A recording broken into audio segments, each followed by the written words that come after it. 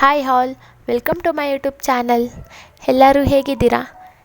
ಇವತ್ತಿನ ವಿಡಿಯೋದಲ್ಲಿ ನಾವು ರವೆ ಉಂಡೆ ಮಾಡೋದು ಹೇಗೆ ಅಂತ ತೋರಿಸ್ಕೊಡ್ತಾ ಇದ್ದೀವಿ.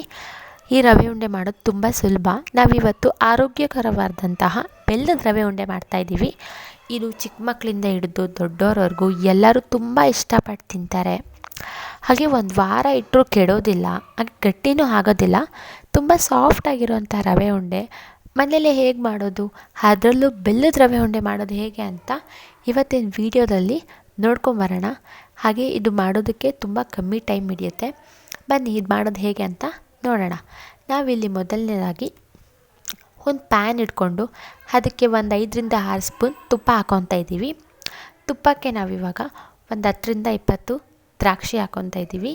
ದ್ರಾಕ್ಷಿ ಜೊತೆಗೆ ದ್ರಾಕ್ಷಿನ ಸ್ವಲ್ಪ ಚೆನ್ನಾಗಿ ಫ್ರೈ ಮಾಡಬೇಕು. ಅದ್ರ ಜೊತೆಗೆ ನಾವು ಗೋಡಂಬಿನ ಮತ್ತು ಬಾದಾಮಿನ ಎರಡೂ ಅಷ್ಟೇ ಚಿಕ್ಕ ಚಿಕ್ಕದಾಗಿ ಪೀಸ್ ಮಾಡಿಕೊಂಡು ಅದನ್ನು ತುಪ್ಪದ ಜೊತೆಗೆ ಹುರ್ಕೊತಾ ಇದ್ದೀವಿ. ನೋಡಿ, ಒಂದು 5-6 ನಿಮಿಷ ಎಲ್ಲ ಚೆನ್ನಾಗಿ ಹುರ್ಕೋಬೇಕು. ಮೂರನ್ನು ಹುರ್ಕೊಂಡಿದ್ದಾದಮೇಲೆ ಅದನ್ನು ಒಂದು ಪ್ಲೇಟ್ಗೆ ಎತ್ತಿಟ್ಕೊತಾ ಇದ್ದೀವಿ. ಅದಾದಮೇಲೆ ನಾವು ಆ ತುಪ್ಪ ಇರೋ ಪ್ಯಾನಿಗೆ ರವೆ ಹಾಕ್ಕೊತಾ ಇದ್ದೀವಿ. ಅರ್ಧ kg ರವೆ ಹಾಕ್ಕೊತಾ ಇದ್ದೀವಿ. ನೀವು ಜಾಸ್ತಿ ಮಾಡೋದಾದರೆ 1 kg ರವೆ ಹಾಕ್ಕೊಂಡಿರೋ ದ್ರಾಕ್ಷಿ ಗೋಡಂಬಿನೆಲ್ಲ ಡಬಲ್ ಮಾಡ್ಕೋಬೋದು. ಅವಾಗಿನ್ನೂ ತುಂಬ ಚೆನ್ನಾಗಿರುತ್ತೆ. ಇವಾಗ ರವೆ ಹಾಕ್ಕೊಂಡು ರವೆನೂ ಅಷ್ಟೇ ತುಪ್ಪ ಜೊತೆಗೆ ಚೆನ್ನಾಗಿ ಫ್ರೈ ಮಾಡಬೇಕು. ಅದು ಸ್ವಲ್ಪ ಕಲರು ಕೆಂಪು ಕಲರ್ ಬರ್ತಾ ಇದೆ ಅಂದಮೇಲೆ ನಾವು ಅದಕ್ಕೆ ಕೊಬ್ಬರಿ ತುರಿನ ಹಾಕ್ಕೊತಾ ಇದ್ದೀವಿ.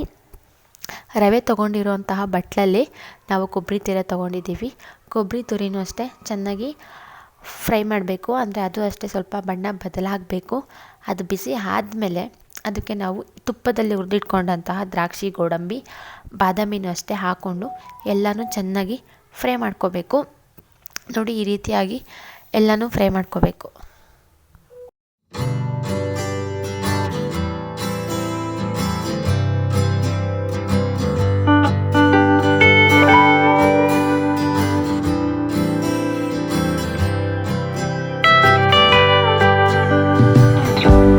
ಇದು ಫ್ರೈ ಆದಮೇಲೆ ನಾವು ಬೆಲ್ಲದ ಪಾಕ ತೊಗೋಬೇಕು.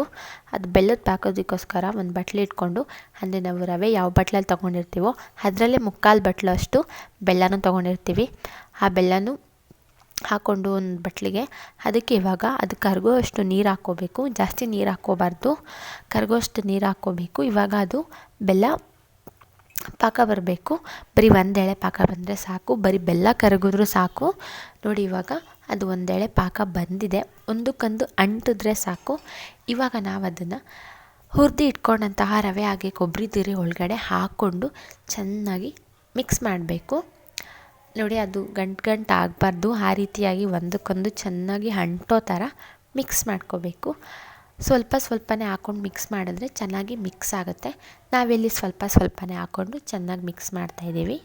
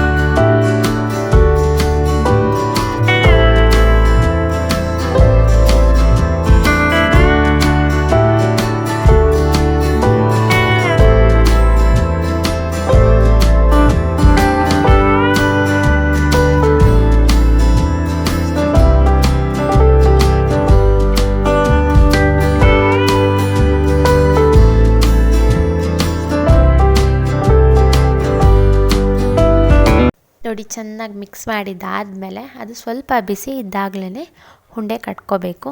ಆರೋದ್ಮೇಲೆ ಅದು ಉಂಡೆ ಕಟ್ಟೋಕ್ಕಾಗಲ್ಲ. ಸೊ ಬಿಸಿ ಇದ್ದಾಗಲೇ ಈ ರೀತಿಯಾಗಿ ಚಿಕ್ಕ ಚಿಕ್ಕದಾಗಿ ಮೀಡಿಯಮ್ ಸೈಜಲ್ಲಿ ಉಂಡೆ ಕಟ್ಕೋಬೇಕು.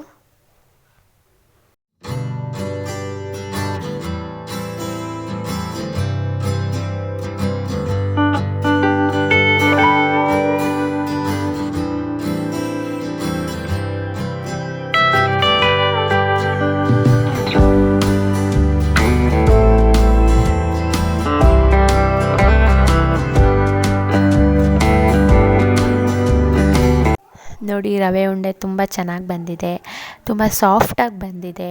ನೀವು ಅಷ್ಟೇ ಈ ರೀತಿಯಾಗಿ ಸಾಫ್ಟಾಗಿ ಬರಬೇಕಂದ್ರೆ, ಒಂದು ವಾರ ಎಲ್ಲ ಇಟ್ಕೊಂಡು ತಿನ್ನಬೇಕಂದ್ರೆ ಈ ರೀತಿಯಾಗಿ ಬೆಲ್ಲದ ರವೆ ಉಂಡೆ ಮಾಡಿಕೊಂಡ್ರೆ ಒಂದು ವಾರ ಇಟ್ಕೊಂಡು ತಿನ್ಬೋದು. ಹಾಗೆ ತುಂಬ ಸಾಫ್ಟಾಗಿರುತ್ತೆ. ಇಲ್ಲಿ ನಾವು ಮಾಡಿರೋ ರವೆ ಉಂಡೆ ಬಿರುಕು ಬಿಡ್ಕೊತಾ ಇಲ್ಲ, ತುಂಬ ಚೆನ್ನಾಗಿ ಉಂಡೆ ಕಟ್ಬೋದಾಗಿದೆ. ನೋಡಿ, ನೀವು ಮನೇಲಿ ಟ್ರೈ ಮಾಡಿ, ಅದು ಹೇಗೆ ಬಂತು ಅಂತ ಕಮೆಂಟ್ ಮಾಡಿ. ಇನ್ನೂ ನಿಮ್ಗೆ ಯಾವುದೆಲ್ಲ ರೆಸಿಪಿ ಬೇಕಿದ್ದರೂ ಕಮೆಂಟ್ ಮಾಡಿ, ನಾವು ನೆಕ್ಸ್ಟ್ ಬರೋ ವೀಡಿಯೋಸಲ್ಲಿ ಅಪ್ಲೋಡ್ ಮಾಡ್ತೀವಿ.